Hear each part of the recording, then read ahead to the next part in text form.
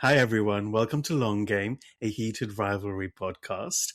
My name is Sylvan, and I'm joined with Declan, and we are going to be breaking down the Game Changer book. This is the second part of our review. So we're going to be talking about the second half, so chapter 16 towards the end. And we're also going to be thinking about what the character development is, as well as what our general thoughts on the actual whole storyline was. So, Declan, let's get into it. Yes, because I was very interested to see what you would think of this story whenever you finished it.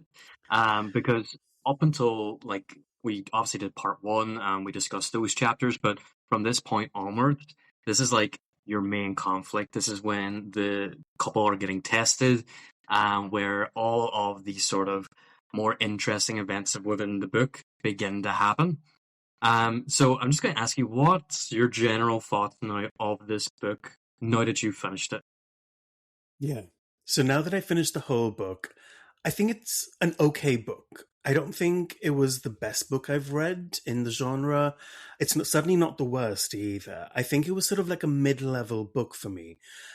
I think it sets up the whole heated rivalry universe, game changer universe quite well in establishing Scott and Kip.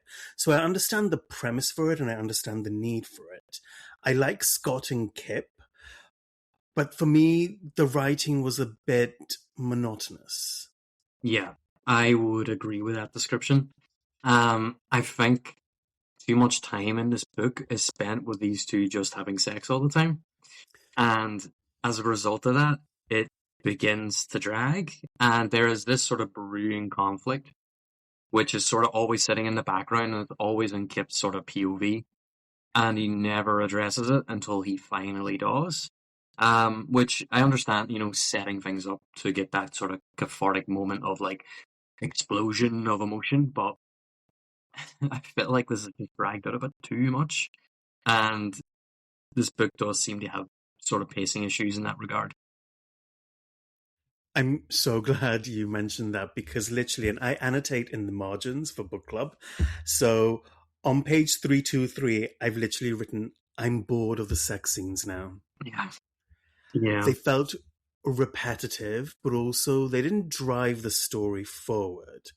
And for me, yes, I've not really read a lot of books with a lot of spicy content in it. Mine have been quite on the tamer side, so this is my first foray into it.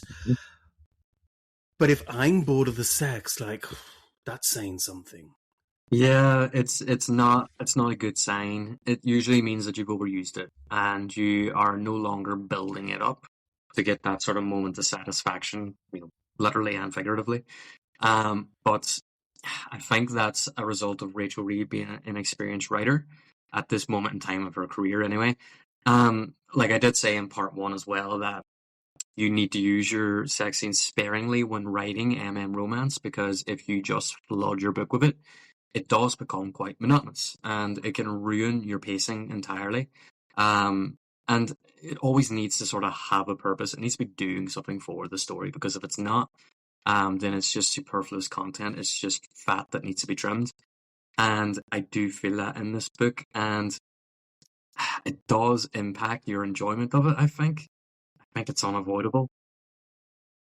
Yeah, and in fact, what we were talking about just now reminded me. I was listening to another podcast, really nice. I love listening to this podcast, and they were interviewing an author, and they were talking about sort of how they use spicy scenes in their books, and he actually said, "If I want the characters to fuck all the time, I'm going to get them to do that." And I thought, yeah, sure, but that doesn't serve a purpose to me.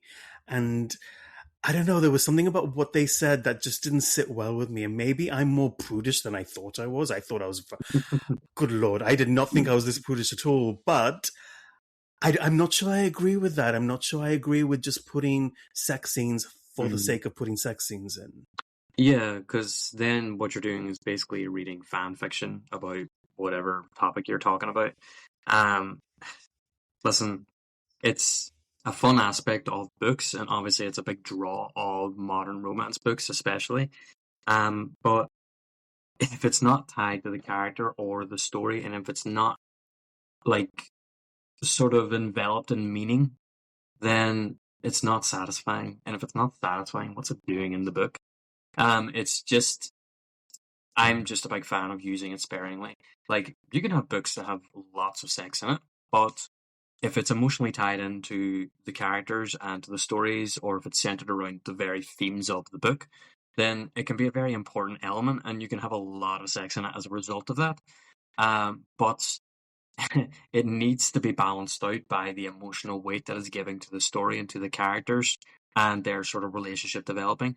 So yeah, you can include it if you want, but you better make sure it has a purpose, because otherwise your book is just going to be dragged down into a sort of really boring slog that people are really struggling to get through, and they will just start skipping pages. And I've heard that from a lot of people, whenever they're sort of reviewing romance books that just aren't quite as good as others. And a lot of them will say, I was just skipping pages at some points, which is really bad because they're skipping your writing and your story. Exactly. And in a way, I was thinking about comparisons to the TV show naturally. And I thought the sex in the TV show, and I know it's lifted from the Heated Rivalry book, but I felt the sex actually told part of the story, especially when you have like a dom sub element for Ilya and Shane, and what the sex even looks like as they progress into developing feelings for each other. Mm-hmm. And I got that the sex told part of the story. I'm not sure that I got that with the sex scenes in the Game Changer book. Yeah, I feel like in the beginning, whenever they're first exploring and when they're first experiencing each other, it does have meaning and it does have a purpose. And I think that's why you'll find the earlier scenes are a lot better than the later ones. It's not just burnout, it's the fact that those earlier ones give meaning to their relationship. It's showing that they're developing and that they're growing closer, which is why they feel more like they matter. Whereas if you take the later ones, it's like, well, how many times are you guys going to tell each other that you love each other by having sex? Like at this point, nothing new is happening. You're sort of just doing it repetitively. And, you know, what are we doing with this sort of content at this point? Is this pushing us on? Because there's a lot of conflict here in the background that no one's dealing with. And yet we're just sitting here having sex all the time. Um, like there's an interesting element like begging to have attention paid to it. And it's just sort of gone ignored. And I can't help but feel that again, I keep on bringing it up, the pacing's badly affected by it. Yeah. And speaking of the conflict, so this is, where we get the big conflict, the big fight, right? This is what we're sort of waiting for in a way. You Mm-hmm. want the conflict so you get the resolution. What were your opinions on the fight that Kip and Scott have in the second part of the book? I think what I find very interesting about the conflict is the sort of way in which it carries actually a lot of emotional weight to the book. I mean, we spend a lot of time building up to it, too much time in my own opinion, but there is something quite, heart-wrenching about this sort of conflict between the two of them. It's sort of like the inevitability that this conversation was always going to have to happen, and you're sort of left really anxious throughout the book that they're going to have it, but it gets dragged out quite a bit, and then when it finally implodes, yes, you do get the catharsis of Kip finally standing up for himself and saying, no, this isn't right, and this isn't really going to work if we continue it this way. But you also see Scott coming to the realization that sort of Kip is right. He's saying it in a way which is kind of hurtful, but Scott kind of needs to hear this from Kip. He kind of needs to be brought back down to reality a little bit. He cannot just have a live-in boyfriend. That's not fair. And it contradicts what Scott believes about Kip, which is that he should pursue his dreams and do what he wants, and he's so capable. Well, how is he supposed to achieve or show any of that if you're going to cage him up like a little bird? It's just not realistic. So, yeah, I really enjoy this conflict. It's organic to their relationship, and it's sort of inevitable, and it's one that is really satisfying whenever it finally happens. I agree in that, the conflict has to happen, and there is this build up to the conflict where you're sort of just waiting for it to happen. And so when it does, I think where I differ, my take on it was a little different in that I felt it was really underwhelming. You spend such a long time trying to get to this point, and the argument happens around chapter 23 for anyone who's sort of reading long. And when it does happen, it only happens because Kip has withdrawn so much that Scott is almost in his anxious attachment, just really rallying after him and texting him, "Are we okay? Are we okay? Please talk to me." And Kip's like, "I need space." So, I mean, I don't think Kip is communicating very effectively, but nor is Scott responding well to that type of communication or lack of. And so for me, the argument was like almost one of the shortest chapters in the book. It's like 3 or 4 pages, and I'm literally holding it Mm-hmm. in my hands. And I was like, really, really, that's it? Like, we spent the whole book to get to this point, and that's the argument that you're going to have? Mm-hmm. It felt very, yeah, I'd say underwhelming, I think, for me. Yeah. Now, where did you stand on the makeup or the resolution? Mm, I feel like it's almost like someone gave him an electric shock, um, to like jump or kickstart his life. And Scott suddenly goes from 0 to 100. Like he goes from "I cannot be seen anywhere with you" to "I want to be seen everywhere with you." And I suppose that's kind of exactly what Kip was looking for. He was looking to shock Scott into realizing that you can't really continue living your life like this. And I don't really agree with the way that Kip's gone about it, um, or the way in which there is something a little toxic about what happens here. Um, there is unintentionally, I think, a very, I'm going to use the word, abusive dynamic that's presenting here, where you have one partner who expresses unhappiness and another partner who is completely unaware and uncaring of their needs until that person decides to leave. And then when they do leave, it's all of a sudden love bombing. So it's all this stuff. It's no, no, I am going to look after you here and I'm going to make all these changes and I'm going to do all these things for you and look how much I've changed. And it's, I was getting flashbacks to like previous relationships where the person tries to reel you back in, only for you to realize that this is just going to go back to the way it was again after 3 months. And I don't know if I'm just speaking from a point of view that's specific to me or if it is just in the book that this is something that Scott's doing. It wouldn't surprise me if we went back to, like, if this was based on like a real life story, if we went back to them 3 months later and they were experiencing the same issues and that Scott retreats again. Now, obviously, this is fantasy and it's fiction and that doesn't happen, but the way in which Scott responds to the breakup with Kip, like, it's either done out of complete and utter love and affection or it's a manipulation. And I can't help but feel it comes across like that. Even though they do have a happy ending and their relationship's very nice and positive, but I just got icky vibes about the way it was sort of resolved. And yeah, that's sort of where I sit with that. I think you're speaking from an experience that a lot of people will resonate with. And I think that's really true to the story as well. I like the icky vibes because for me, when you were talking about when they break up, I was like in my notes, I'm like, did they actually break up though? Because they have a fight. Kip walks out.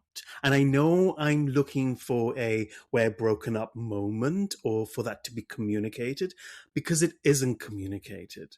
And what happens is Kip goes to the bar, flirts with Kyle, who Can I just say, I don't know, I can't remember the actor who plays Kyle on the TV show, but Kyle is so attractive in the book.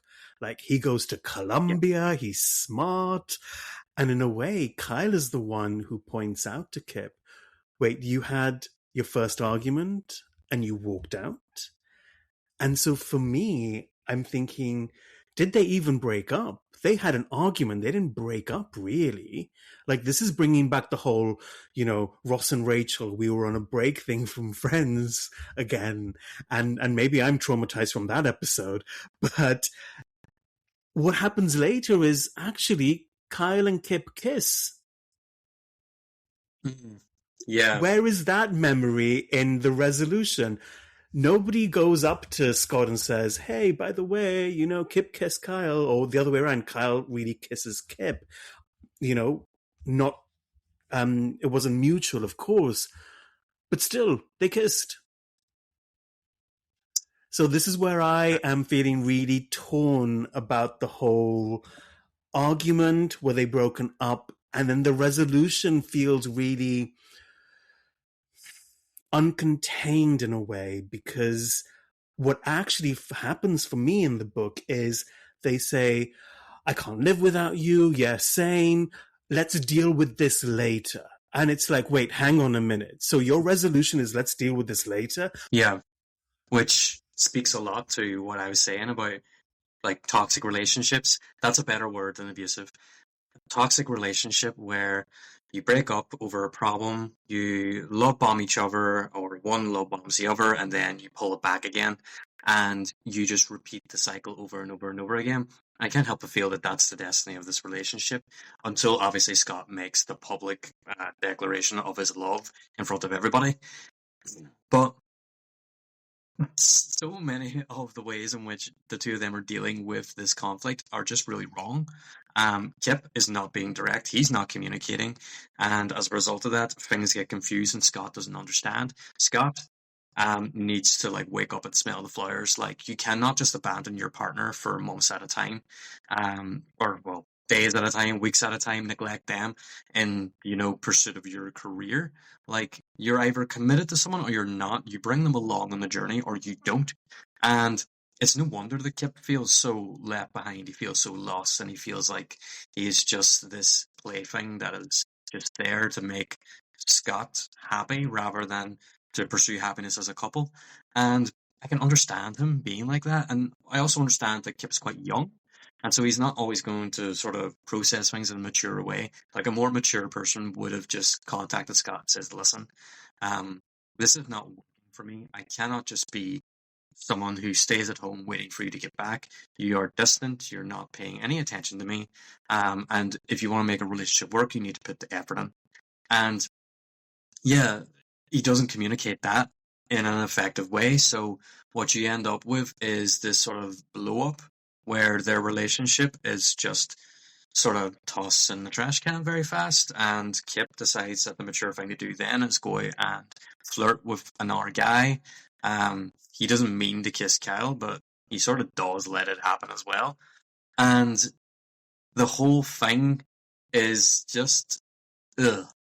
It gets that sort of vibe. It's like neither of you are sort of like dealing with this in like a halfway decent way. And I feel like you're just going to slap each other together because you're in love and we'll just work out the rest.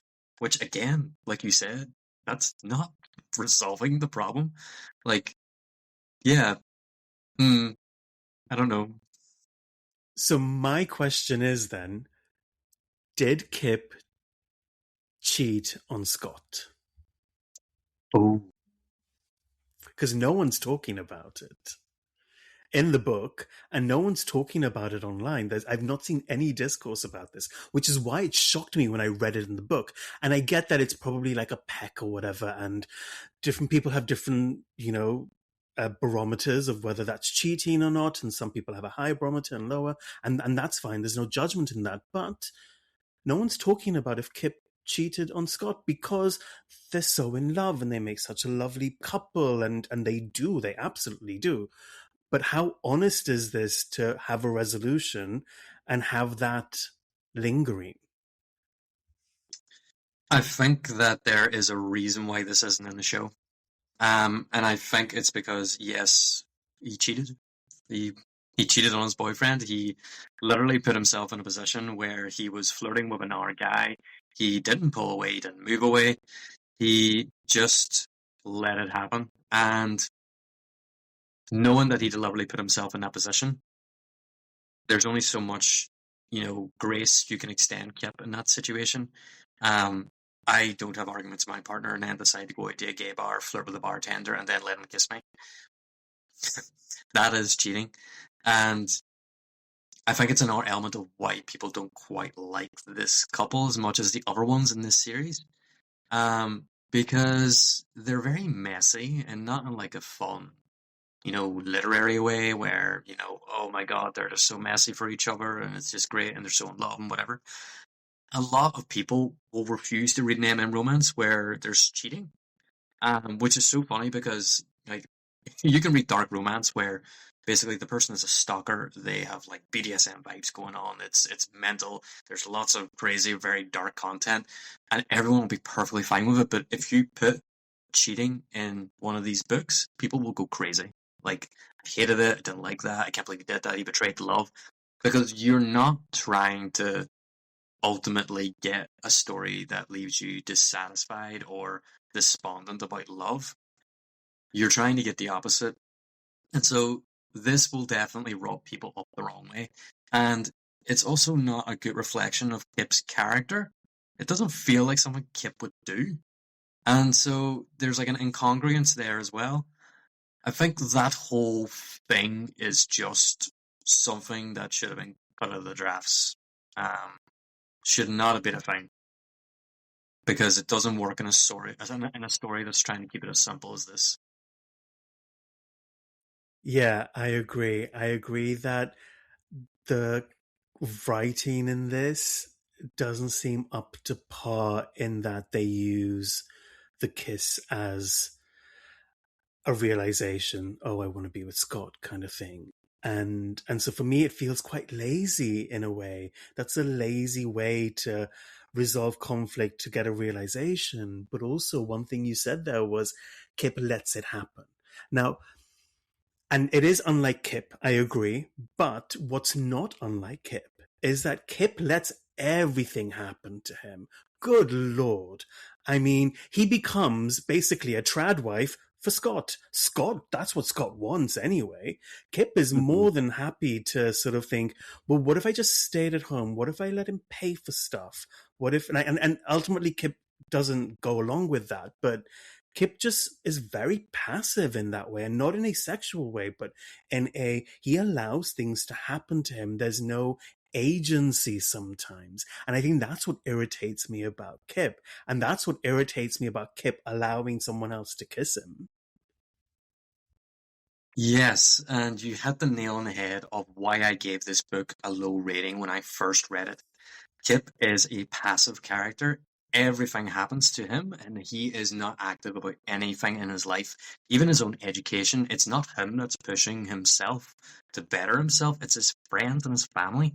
He is completely happy to just be swept along by other people's ideas. And this is fine when he's with Scott, because he gets swept up in the romance of it, of the first love, of all this, wonderful feeling. And he only really wakes up whenever Scott withdraws it. And it's only when he's like, oh, I'm not getting this anymore, so why would I stay here? It almost feels like it's ultimately not even about Kip deciding to do better for himself. It's that the thing that he was giving himself up for is now being withdrawn because Scott's not here.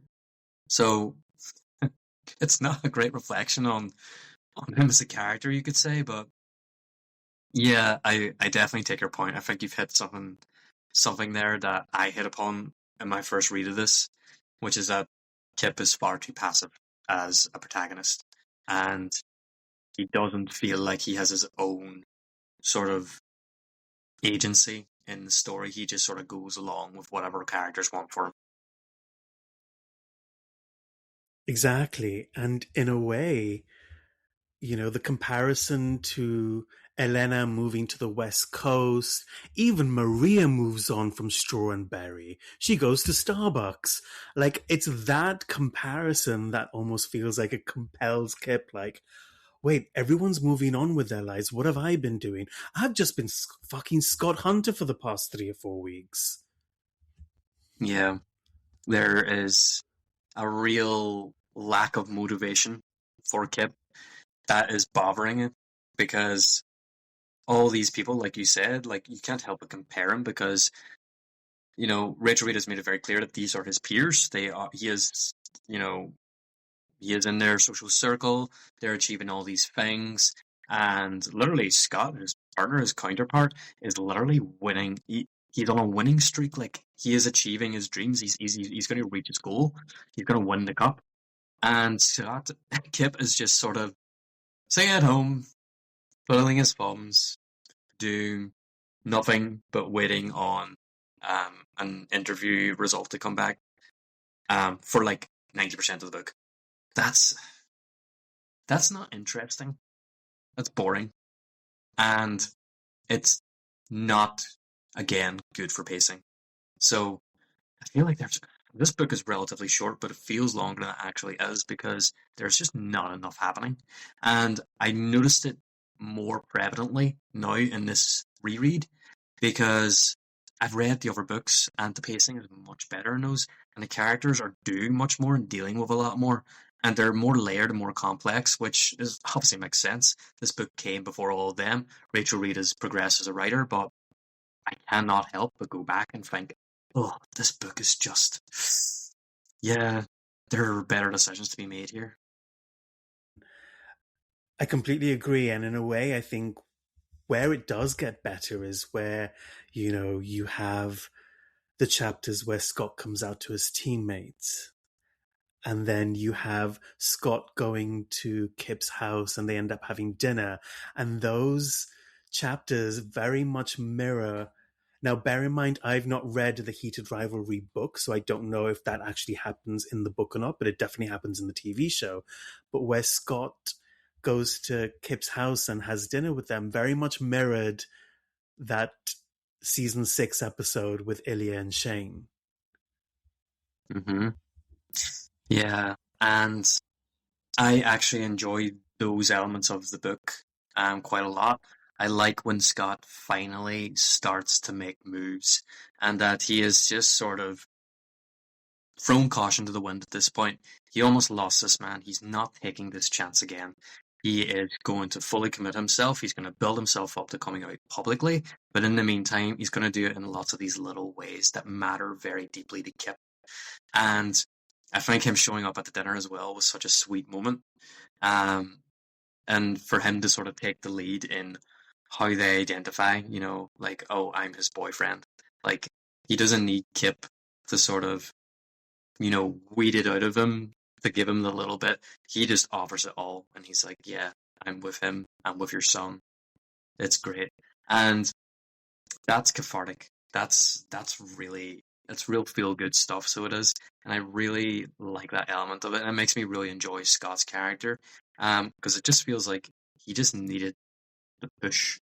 And we might not have liked the way the push came, but it definitely makes him way more proactive as a character as well. And we are finally taking the reins of the story and we're making things happen. Things are progressing. Now, I feel like it would have been better had we been pacing this stuff out throughout the story to have big milestones like this sort of give an assistance to the pacing. So, like, let's have Scott, introduce himself to Kip's parents, like, towards the sort of near the conflict point, and let's have him overwhelmed by the idea of it. He's still doing it out of a place of love. He's still doing it for Kip, but it causes him to want to withdraw a bit because he's afraid of pushing it further. Like, he's not ready to push it further. Like, that would have created a moment of catharsis for the reader before getting into the drama of the breakup, and then even more catharsis after they get back together.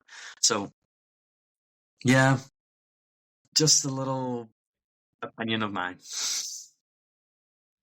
I so agree, and I would have been a lot more invested in that story because by then, the family is not involved, but the family is aware. There's higher stakes because right up until their sort of their argument, I'm going to call it, nobody apart from Elena really knows. There's nothing to lose really, and Mm, so yeah, having nothing's been built up. Kip. Exactly, there's nothing to lose. And so having Scott in your pacing of events, meet the family, get more involved, means a lot more now because there's emotional weight.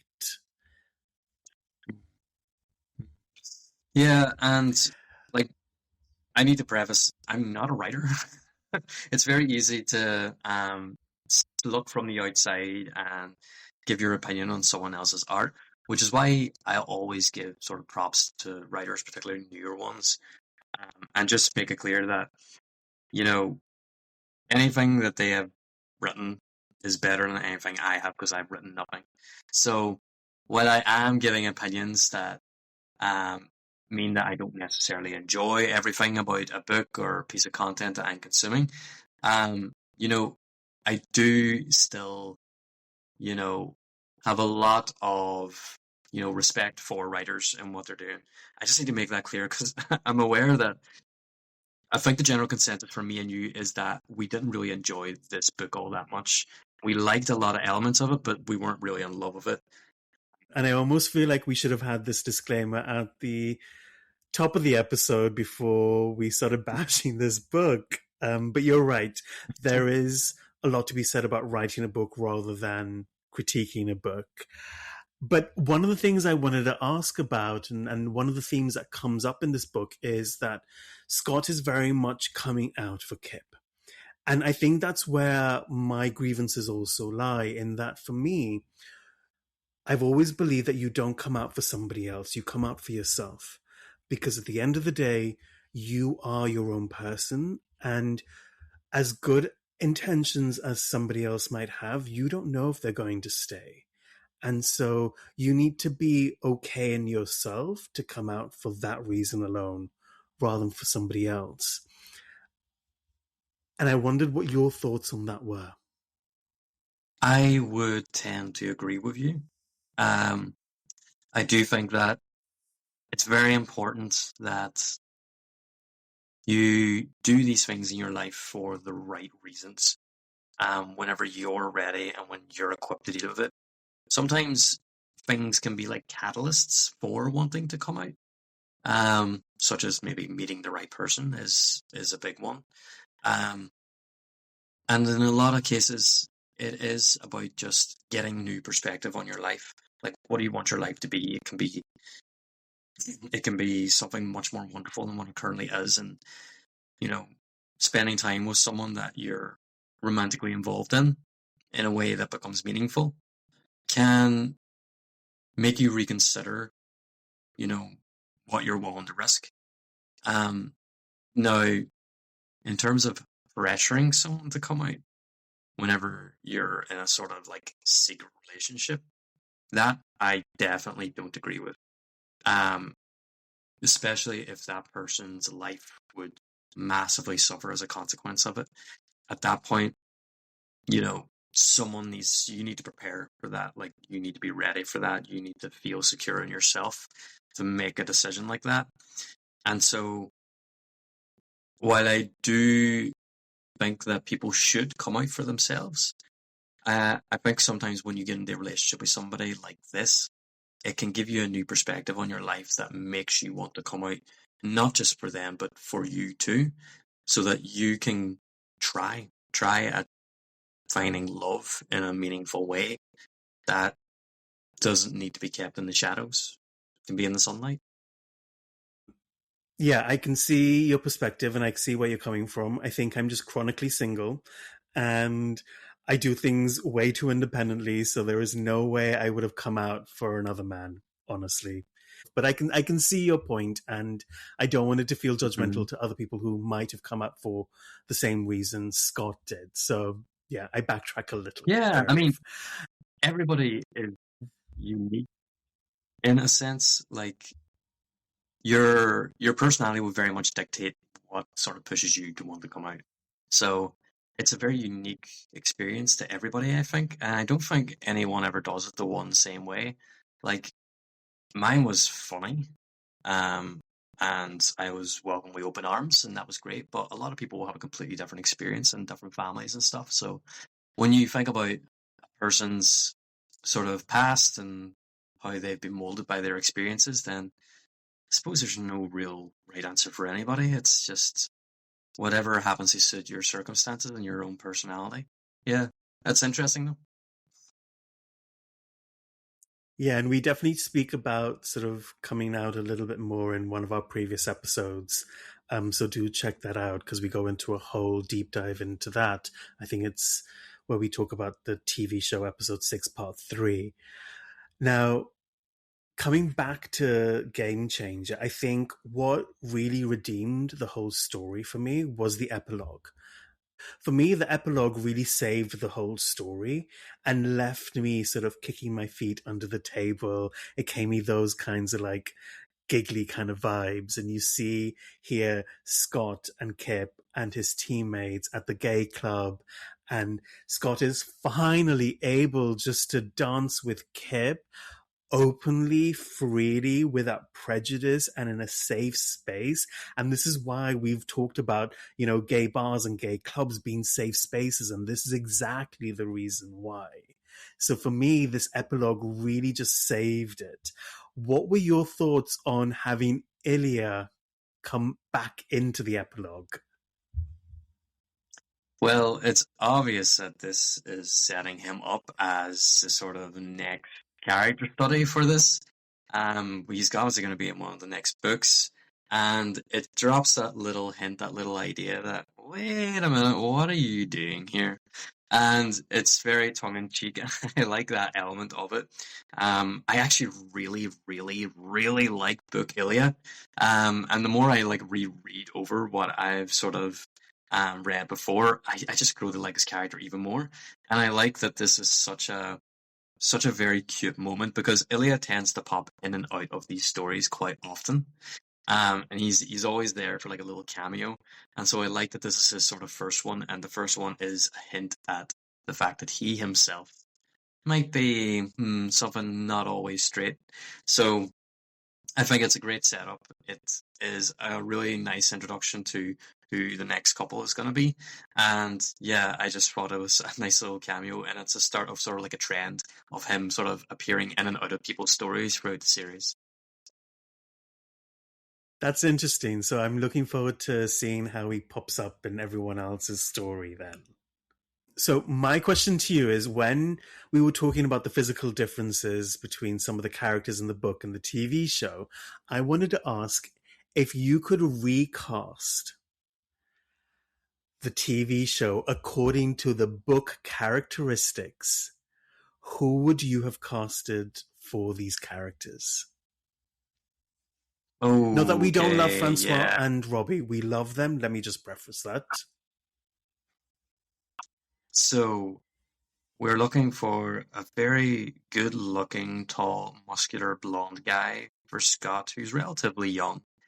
So maybe, mm,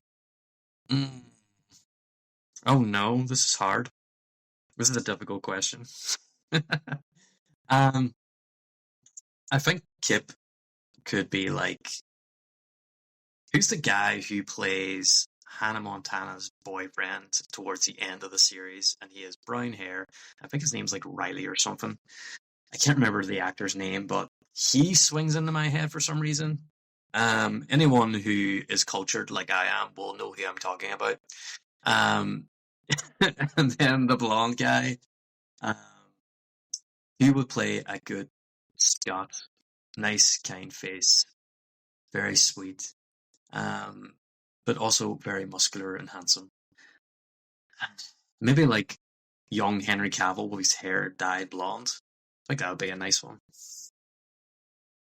Henry Cavill from the Tudors.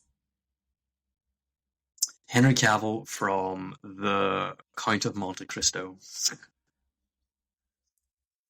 Ooh, interesting. I haven't seen that one, but I'm getting the vibe. See, for me, I think they really nailed Kip's casting. Like, it's exactly who I would have imagined. But if I had Yeah. to cast a blonde Scott, I would have gone for Nicholas Galitzine from Red, White, and Royal Blue. That's who I pictured That's when I actually saw a really Scott in the good book. one. And I know it's another queer love story, but if you see him in He-Man now, the guy is jacked. That is one of the movies I'm waiting for this summer. But a little bit of Red, White, and Royal Blue Nicholas with the bulk of He-Man. Mm. Yeah, I think that would work. I like that. Or I just have a crush on Nicholas Galitzine, probably. But we're gonna wrap it up there. Dublin, I tend to give a star rating with my books. I would give this one a 3.25 out of 5. That's my own personal rating. And honestly, it goes up and down depending on my mood. But if you were to give this book a rating, what would you give it? I didn't know we could give points of a point. That changes things. I think I would give it a 3. I think that's fair. I think that's fair. Yeah, especially from what we discussed. Yeah, I think that's okay. Yeah. I mean, I will say that this is probably the worst written of the books. I don't think we're ever really going to be dropping down to freeze anymore in this series. Speaking from experience of reading them all. But yeah, I really enjoyed reviewing this with you. This was really different for me. I hope you guys, as well as the listeners, had a really great time sort of hearing our thoughts about it. What did you think as well about the book? You know, let us know your thoughts and your feelings around it. Do you disagree with us and Sylvan? Do you think this book is the best thing since sliced bread? Or do you sort of agree with us that there are sort of issues within it that could have been sort of handled a little differently? But guys, thank you so much for listening. Also, check out our book club as well. It's the Long Game Podcast Book Club. We are going through each of the books. We're reading sort of half a book a week and then just sort of having discussions and sort of giving ideas and thoughts about what we generally thought about the books and everything about them. So, yeah, check that out.